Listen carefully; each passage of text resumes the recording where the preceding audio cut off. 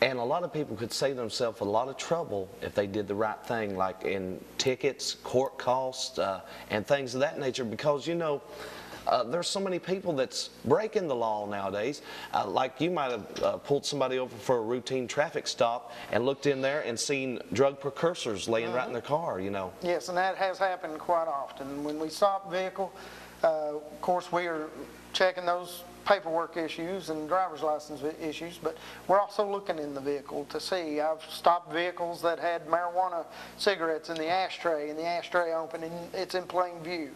I've stopped people that have had drugs and drug paraphernalia in their pockets, and it's in plain view.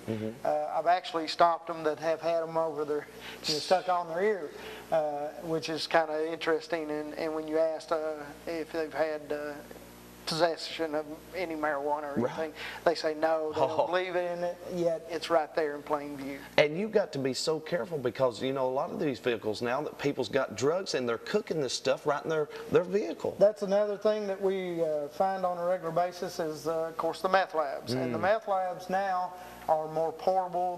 They're what's called a one-step, a shake and bake. There's numerous different nicknames for them, one pots. But what they are just a mixture of the ingredients in a bottle, and then they do the cook process in the vehicle, and unless they do that correctly, those things can explode. It's so dangerous. And once they do, they catch the car on fire, the people on fire. If they're done in a home, they can catch a home on fire. Out in the woods, they catch the woods on fire. But those things are very dangerous, very toxic. And another thing that a lot of people don't understand is even though we may not catch a meth lab in that vehicle, that meth lab has now made that vehicle a toxic site. So once they cook their meth in it, go home, load up the kids, now the kids are going to start feeling the effects of the chemicals that were utilized and could show illnesses from that. It's just like I was talking about before. You know, you're taking a chance on your life every day, whether being around these chemicals, these drugs, explosions, and things of that nature. I compliment your work and your sacrifice that you give this community, and Kentucky as in a general. You know, you're out there serving the community every day, and what a wonderful work. Yes, it is something that you have to be interested in doing. Not everybody's cut out to be a police officer. Right. That's pretty obvious. But we have a lot of good men and women in our agency. But there are so many things that people can do to help save lives, to better the road driving conditions and things of that nature. Using common sense is another big key factor. Very big key factor. You know, common sense and courtesy. Yeah. I mean, just plain simple courtesy. You know, when you come to a red light, you see it turning, the yellow light coming on, begin to slow down and stop. I'll go to grade schools and talk to the kids there, and I asked them, I said, do you know what the green lights mean? Oh, it means go. Do you know what a red light means? Oh, that means stop. Well, what's a yellow light mean? Mommy and Daddy go faster when they see the yellow light.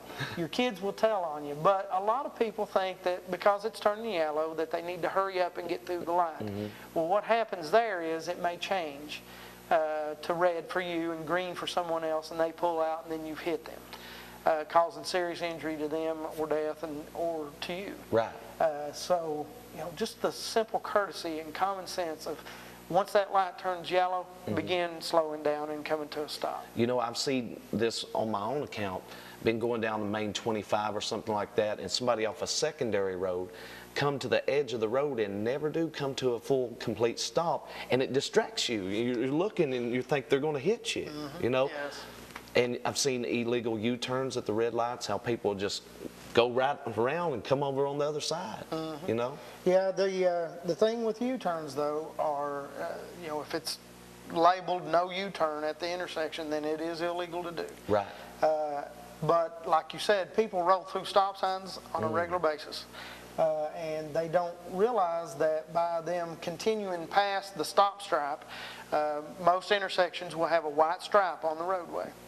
And if they continue past that white stripe, which is the stop stripe, then like you said, it causes the other drivers to wonder, what are you doing? And it takes their eyes off the road, to make sure that you're not coming out to where they hit you or you hit them, which then causes an issue on them because now their attention's on you and not on what they should be doing. Exactly. So, come to a complete stop at those stop signs. That's a big thing. And for the men and women that drive the semi trucks, if they would just slow down, and not run over people and, get in a hurry. Well, the thing with a semi truck is this: you're looking at a weight differential between a semi and a car. Right. Being kind of equivalent to a car and a pop can, maybe. Yeah. You've got a big difference. You got a car weighing maybe 3,000 pounds. You got a tractor trailer that's loaded down 80 to 100,000 pounds. It's a big difference in weight. You also got to look at the type of vehicle, the way the braking systems are. Tractor trailers just cannot stop on a dime. And people, the motoring public in regular vehicles need to understand that. That's exactly. They think that a tractor trailer can stop as quick as their car can, but it cannot. They are only about 70% as effective on stopping as a car is.